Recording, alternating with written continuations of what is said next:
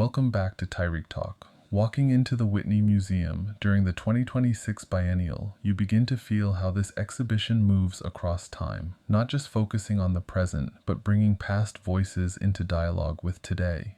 The Whitney, known for championing contemporary American art, becomes a space where histories are revisited, reframed, and reintroduced. Curated by Marcela Guerrero and Drew Sawyer, this biennial brings together artists across generations, creating unexpected connections between different moments in art history. It's not just about what is new, it's about what has been overlooked, interrupted, or left unfinished. And Carmen de Monteflores' work carries that sense of rediscovery in a powerful way. Her paintings, originally created in the late 1960s, immediately stand out through their form. These are shaped canvases, not confined to the traditional rectangle, but extending outward into space. The edges of the paintings become part of the composition, creating works that feel both structured and organic at the same time. Within these forms, bold fields of color unfold.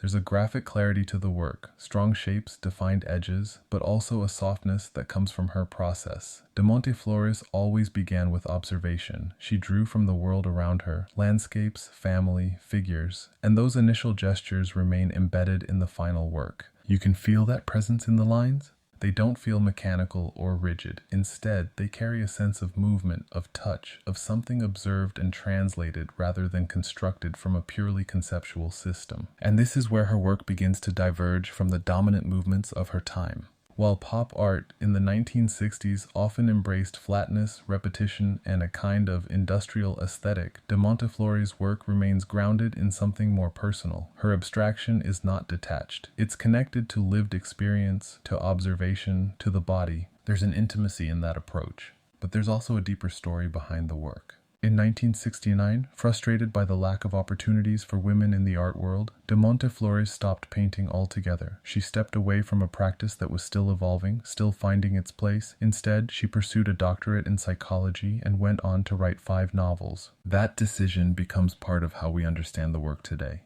These paintings are not just objects from the past. They are fragments of a trajectory that was interrupted. They carry both what was realized and what might have been. And within the Whitney Biennial, that history takes on new meaning. This exhibition is deeply concerned with systems. Who is included, who is excluded, and how those structures shape artistic visibility. By presenting de Monteflores' work now, the biennial becomes a space of re-entry, bringing her practice back into conversation with contemporary artists. That conversation becomes even more personal through the inclusion of sculptures by her daughter, Andrea Fraser, mother and daughter, 2 artists, 2 generations, 2 different practices, presented side by side. There's something powerful in that pairing. It creates a dialogue not only between forms, painting and sculpture, but between lives, between histories, between different experiences of the art world. Themes of inheritance, influence, and continuity begin to emerge. The Whitney space amplifies this encounter. As you move through the galleries, you feel the layering of time. Past and present coexist, not as separate categories, but as part of an ongoing narrative.